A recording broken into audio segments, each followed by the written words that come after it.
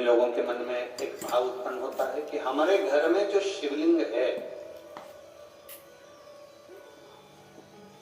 हमारे घर में जो शंकर भगवान का शिवलिंग है, क्या उस पर वासुकी नाग लगाना, सर्प लगाना जरूरी होता है क्या?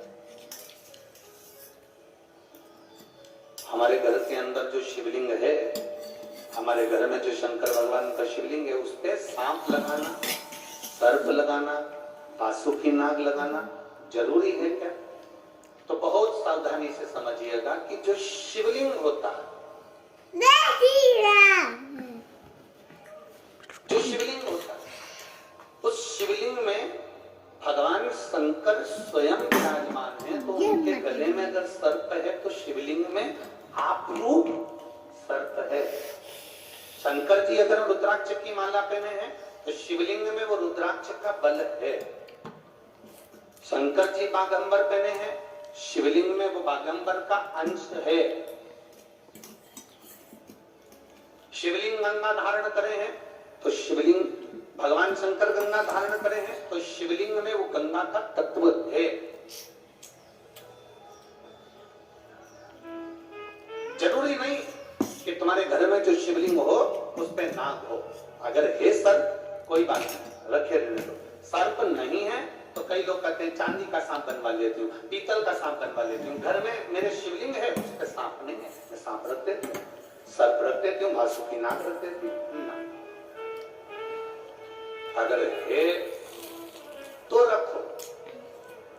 शिव महापुराण की कथा कहती है, जिसको रात्रि में सोते समय या सुबह या ऐसा लगता है कि मुझे स्वप्न में सर्प नजर आते हैं, सांप दिखते हैं, कोई मरा हुआ व्यक्ति नजर आता है, उसको लगता है कि कोई डरावनी सी वस्तु नजर आती है, कोई श्वेत वस्त्र नजर आते हैं या कोई सर्प नजर आता है, तो हमारा शास्त्र कहता है शिवलिंग, जैसे ये शिवलिंग है पूरा जलाधारी पर रखा हुआ है, और जो शिवलिंग है, इस शिवलिंग के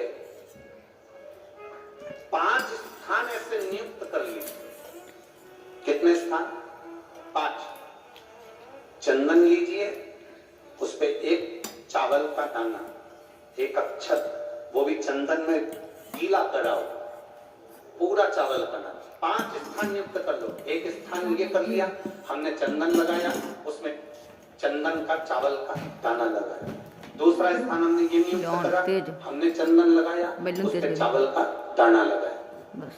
तीसरा स्थान हमने ये नियुक्त करा, चंदन लगाया, चावल का दाना लगाया। चौथा स्थान हमने ये नियुक्त करा, चंदन लगाया, चावल का दाना लगाया। 5वां स्थान हमने ये नियुक्त करा, चंदन लगाया, चावल का दाना लगाया। बस एक बेलपत्र अशोक सुंदरी वाली जगह पर पहले चढ़ा देना है, फिर ये 5 स्थान पर चंदन की बिंदी और एक चावल का दाना लगा देना। इस बेलपत्र को उठाकर लाना है प्रदोष काल। प्रदोष काल सूर्य जब जा रहा हो, चंद्र प्रवेश कर रहा, उसको प्रदोष काल कहा। उस प्रदोष काल में इस बेलपत्री को भगवान पतालेश्वर महादेव का नाम लेकर खा लेना है। कभी जिंदगी में तुम्हें सर्प का स्वप्न आ ही नहीं सकता और सर्प का भय नहीं हो सकता। ये पतालेश्वर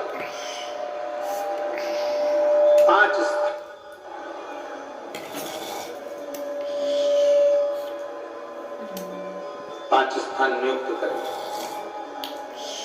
समझ में आया है ना?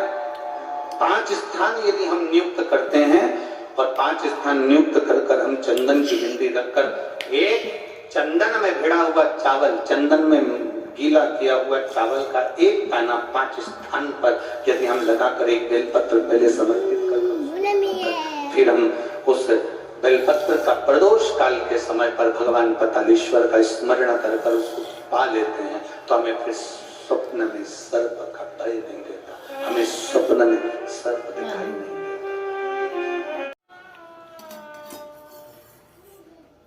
मेरे एक रिश्तेदार के कहने पर मैंने पहली बार जिंदगी में शंकर जी के मंदिर में पांव रखा और शिव जी के मंदिर में जल चढ़ाना प्रारंभ करा।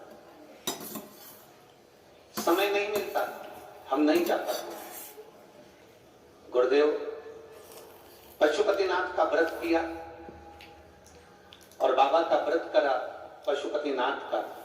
बाबा से केवल एक ही प्रार्थना करी, बाबा मुझे संतान का सुख नहीं।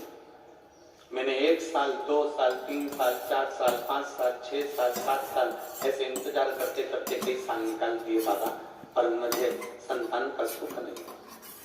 तब हमने पशुपतिनाथ का व्रत करना प्रारंभ किया और बाबा का मैं क्या गुणगान करूं गुरुदेव। शिव शिव शंभु शंभु। एक व्रत जब पशुपतिनाथ का करा तब मेरा गर्व नहीं ठहरा।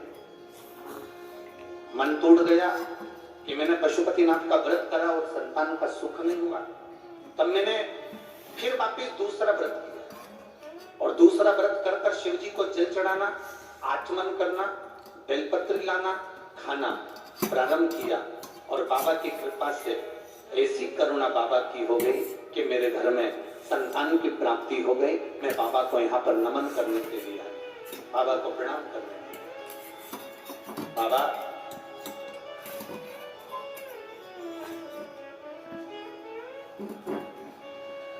मैं बच्चे को डोबो, जमशेदपुर, डोबो डोबो ये स्थान है क्या? अच्छा अच्छा ठीक है, मैं डोबो जमशेदपुर में उसको लेकर आई। लिया बेटा।